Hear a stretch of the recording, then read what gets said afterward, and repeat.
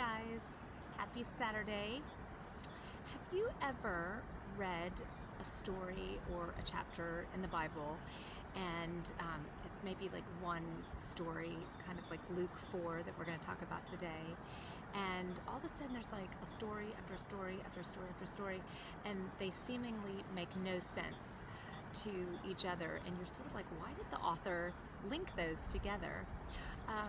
So I wanted to tell you guys, I wanted to draw attention to 4 short stories that are stuck together in the book of Luke in chapter 8.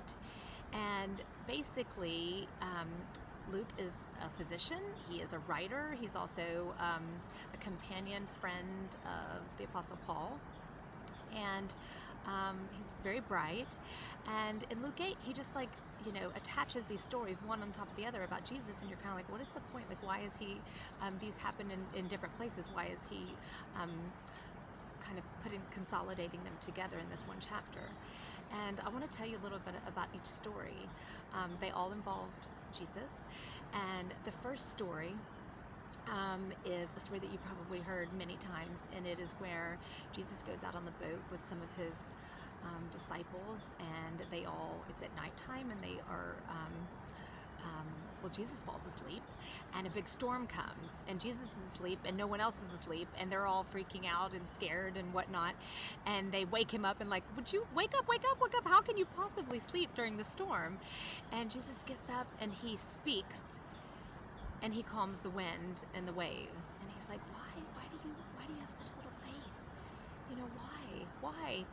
And the second story is a stranger one. He encounters a man who is demon possessed, and his name is Legion, and he has multiple demons in his mind or soul that are possessing him, and basically Jesus is going to rebuke this demon out of this man, but the demons recognize that Jesus is the Christ, the Son of God, and so they fear him, and so they say, please don't send us away, like send us into this herd of pigs by the sea. And so Jesus ends up doing that, and they end up the spirit ends up like going inside these pigs, and then they run into the sea and they drown, and it's a really bizarre story. And then the third story is the story of a leader in the synagogue named Jairus, and he has a 12-year-old daughter, and she is quite ill.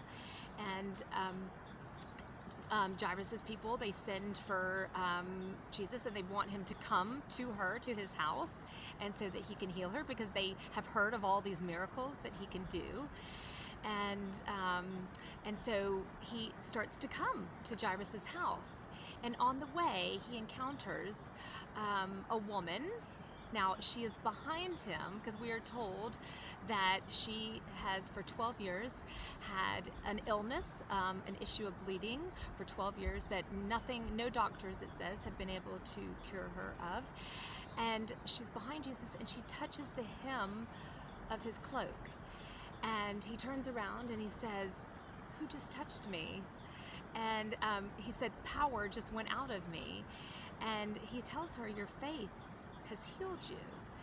And then while this is going on with this woman, this healing of her, the people from Jairus's clan, they come to Jesus and they say, oh, don't bother, the girl has died. And he says, don't worry.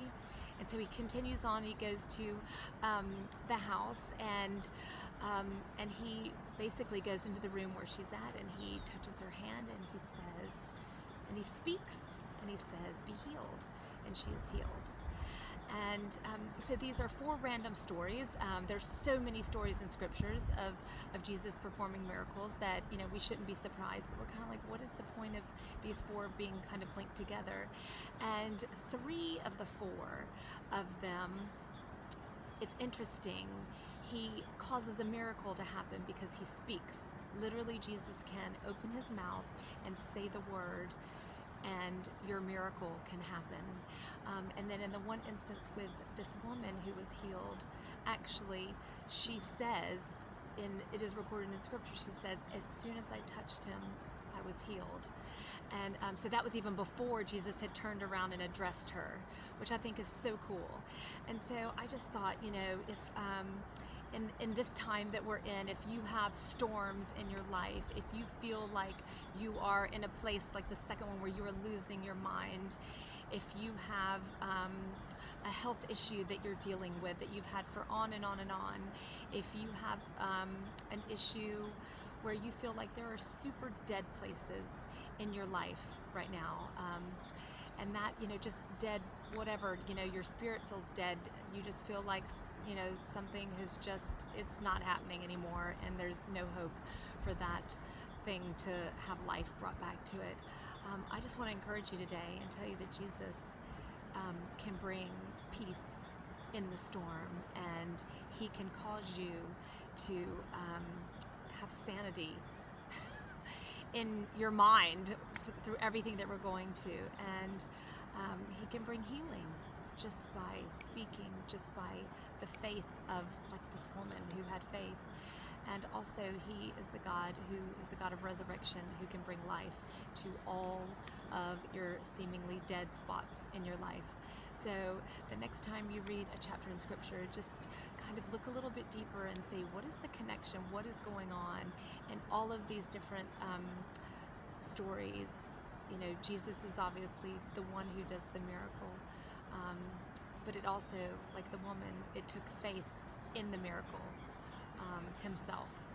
And so nothing is impossible. So hang in there if you have had a tough day, and I hope that you will be encouraged, and just ask God for help where you need it.